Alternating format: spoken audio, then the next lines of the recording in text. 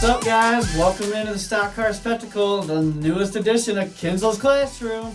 I'm Nick Kinzel. I'm Mike Gamble. And I'm Ian Jortson. Alright, boys, so coming off the Roval weekend is pure chaos, as it usually is, 2 years in a row. So we're going to start first. Before we make our round of 12 predictions going into the round of 8, let's talk first some overachievers and underachievers of the NASCAR Xfinity Series.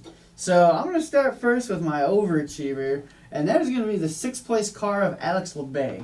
Alex LeBay drives that 90 car. That 90 car usually runs anywhere from 17th to 23rd on the racetrack week in, week out. So for me, that was kind of awesome to see this guy get a top 10, and he drove up through the field a little bit. I mean, well, no, he started 6th, but he was able to maintain his position. For a car like that to maintain his position was pretty cool to see. Oh, yeah, without a doubt. I mean, we've only seen him run a few handful of races throughout the season, and, you know, he's won, like, 1 or 2 Pinty's championships up in Canada. Yep.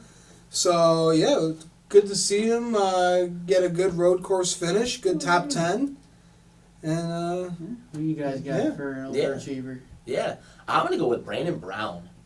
Look at that. Brandon Brown started the race in 35th position and brought it home 17th. So, I mean, that's at a place like the Roval where a lot of kind of hilarity can ensue. Oh, yeah. And craziness. Oh, yeah. So for him just to survive. Yeah, to drive it up that much. A lot of the races, I think, at the lower levels, like you see a lot of people were asking about maybe the truck should run here. No. You got some of the lower levels like this, too. There's really a war of attrition. You stay out of the nonsense. You stay clean.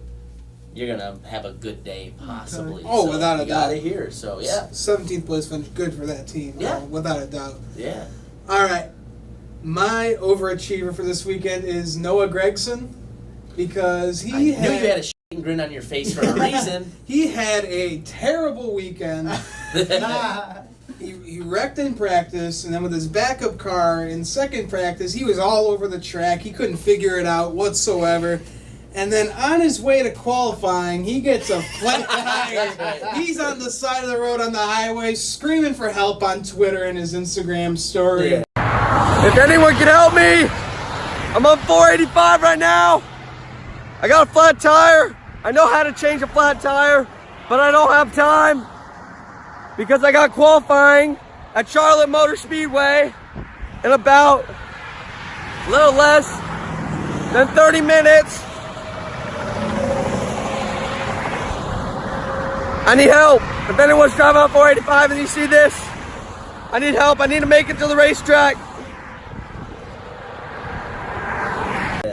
And he barely made it. Yeah, he barely made it to qualifying, and then going on to get a top 5 finish. Like, he's been really good at the road courses. Oh, yeah. Yeah. He couldn't figure out that track for practice. Stays out of trouble. He has good runs. Oh, yeah. So, yeah, my overachiever, Noah Gragson. I would give honorable mention to Timmy Hill, because Timmy Hill made his 300th career NASCAR start this weekend. And in that 66 car, he brought it home 18th. So you're used to seeing a 66 car run multiple laps down, have some engine issues every now and then. Right. So good for Timmy. Yeah. 300 starts in NASCAR. Greatest pit road start in the history of NASCAR. Oh, yeah. So, yeah, cool to see. All right, let's talk underachievers here. There's only really one guy that stands out to me. It's the 31st place finishing car of Justin Haley, because he dug that team in a hole from the first race of the playoffs, had some trouble at Richmond, and now here we are at the Roval finishing 31st. He put himself into a must-win now,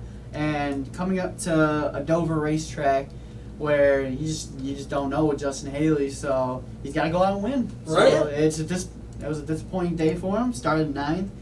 He needed to maximize out on points, and he did not do his job. Right. Yeah, I'd say that's fair. And I'm going to go with the guy that finished just one position ahead of him, the second lowest finishing playoff driver of Ryan Sieg. As a guy who's probably going to be fighting for that one of the last couple spots here, you're really doing yourself a disservice here. So hard to really make too much justification for it in a situation like this. I know the Roval's crazy, but man, you're really shooting yourself in the foot. That's why you try to have as good a drive as you can the first couple races. in a round to get yourself in a good position going into a Maximize cutoff out race. the points. I know this wasn't their cutoff race, but man, he's really got to turn up in this next He's race gotta in win. Dover. Oh, yeah. Really got to turn it up. Really got to try to go out and get a win because you're really staring down the barrel of the gun now. Oh, without a doubt. All right, so for my underachiever, I got Brandon Jones with a Okay. 16th place finish. Surprise from you again. What is Yeah, that, like his man. 10th award on this show for getting an Underach- underachieving award? Yeah, I Since mean, we haven't done the trucks in a while, he's got to be getting this more. It's got to be like our version of Brandon Radio's Jones. Sweetheart. Oh, He's yeah. got to be taking that to the moon and back lately. So I mean, he's 81 points back in the playoff race right now. He's right on the cutoff line, but you got to have a better performance than that if you want to advance into the next round of the playoffs. Because Right. next week is the cutoff race, and Hmm. I don't know. It's gonna be a tough race He between him holds and. on to the 10th spot right now. They go down to... He's tied with John Hunter right now Yeah. for points. He Right. won't get it, though. John Hunter will get it. Yeah. So he would be... No, he'd still be safe, though, because they only cut 2 guys out after here. No, they cut off They three. cut 3 or 4. No, because they're going No, to the round of 8 after this. Shit, okay, so they Right, cut out yeah. 4, so Brandon Jones is out right No, now. he's gonna be. If he doesn't have a good Dover race, yeah, it's sayonara. Well, Yeah, he's for him right done. now, he's 11 points behind Michael Nett for that last spot, so he's got some work to do, but Brandon Jones is just prone to getting into trouble during races. oh yeah, He has to put together a clean race. Right. I think if Jones doesn't get in, I think it's gonna either be Nemechek or Annette taking that final spot to advance. Right. Because with Brandon Jones' season, with how he's going, I don't see him making it to the next round. To be No, honest, boys, I I like him. He's got a good personality, but he is not Not having not a year. performing in Right. the one of the best Xfinity Series rides. So Yeah. You don't get Yeah. your job done, that's what happens. yeah, I don't see him Right. advancing. Alright, so let's move on a little bit here to our brackets. So last time we visited these brackets, we debated about who wasn't going to make it into the round of 12. I, for one, went 2 for 4 on my drivers that I did not have advancing, but with Kurt Busch and Jones, I had them advancing to the round of 12. They did not. Those are my only 2 drivers that screwed me. Yeah, same here, man. I had Kurt and Jones going into the next round, and yeah, my 2 guys that were in the good that were near the cutoff was Bowman, Blaney, and Boyer. Really. Yeah. Yeah, I had EJ, Almirola, and Kurt going from the round of 16 to the round of 12, so it kind of shoots me in the foot a little bit there going to that round. But not to get ahead of ourselves, I will say though, none of that affects my Yeah, it round of doesn't 8, affect so my it round doesn't of 8. really matter per se. That affects my round of 8. I got Kurt in the round of 8. Right. So, like I said, I was just really surprised and good on him for doing it. For Alex Bowman for finding a way to get in there. I just think that lack of maturity, lack of race seasoning at this level, which it did rear its ugly head a couple times out. He just didn't let it affect him to the point of ruining his season. I just thought that was going to cost him more than it ended up costing him. Right. So very good on him to kind of find a way to battle through that, but still also not ideal to be putting yourself in those situations in the 2 races to be battling with guys that aren't in the playoffs over emotional stuff. Right. Okay, so who do you guys have advancing into the round 8? Because I have Kyle Busch, Denny Hamlin, Martin Truex Jr., Kevin Harvick, Joey Logano, Brad Keselowski, as Dale Jr. likes to say it, Keselowski. Chase Elliott, and Kyle Larson is my round 8. So that would leave out Ryan Blaney, Alex Bowman, William Byron, and Clint Boyer. Okay.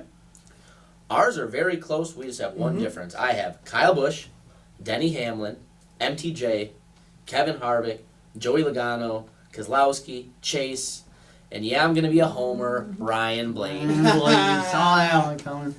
Yeah, for my round of 8, we're all similar except Right. one spot. I got Kyle Busch, Denny Hamlin, Martin Truex, Kevin Harvick, Joey Logano, Brad Keselowski, Chase Elliott, and my boy Kurt Busch, who unfortunately got eliminated in this past round Right. from just the terrible 3 races. Just Him and Eric Jones both had Yeah. terrible races. Right. so It was just weird with Kurt because we spent a lot of the time, at least since I've joined the show, praising that one team and what he's done in that ride. Kyle Larson's a Right. better guy in it. Yeah. And you know what?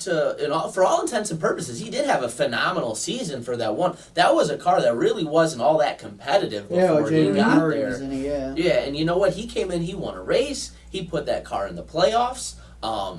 They didn't have a good run in the playoffs, but I'm not going to let 3 races kind of say that this was a unsuccessful or a failing season for Right. that team. Yes, he didn't move on. Yes, he probably could have and should have moved on. But this is what happens in the playoffs. It's hard for me to sit here and say this wasn't a successful season for the one car and for Kurt Busch. right. So, yeah, nothing really to kind of hang your head on there. he really proved he can, stay Still with do this it, team. Yeah.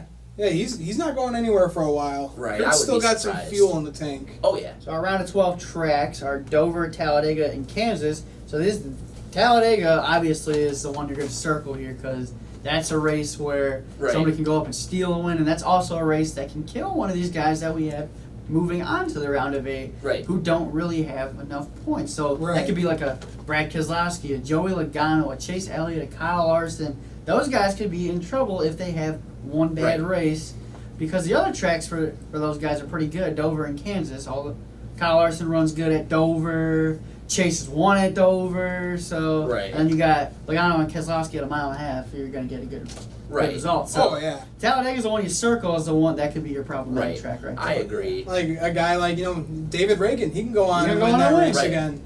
Well, going exactly what you said is why I took Ryan Blaney going to this next round because a part of my head wanted to say to put Kyle Larson there. I just do not trust him to get it done when it matters at this point. The way the season's gone the last He's couple kind of of years. heated up. He's had some good runs in that first round. So. But you know what though? Going back to Blaney, he did lead the most laps at Daytona a couple years ago, so he can Yeah. run well at restrictor plate races. He's also shown promise at a great multitude of the mile and a halves. Dover's another one of those weird tracks where he's kind of hit or miss at, but I think he's coming in 10th or 9th in points. I think 10th as it reset. Yeah, 10th. So he's only got to move up 2 positions, and I think one of the guys ahead of him going into this was William Byron, and I don't see that lasting. It's Without only- having it right in front of me. It's only 6 points separating from Boyer to Larson. So from 8th back to Yeah, back to that's what I'm 12. saying. So in a situation like that, again, restrictor plate, anything can happen, Mhm. but he's shown promise there. So I can't. I'm not going to discount my guy. I'm picking him being a fan of his, but I'm not Right. doing it because I'm a fan of his. There's a logic behind it too. Right. So All right. All right, so we'll get back with you guys here in a couple weeks. When we get back to our brackets, when we predict the final 4. So that'll do it for Kinzels Classroom here on the Stock Car Spectacle. So I'm Nick Kinzel. I'm Mike Gamble. And I'm Ian Jortson. See you next time.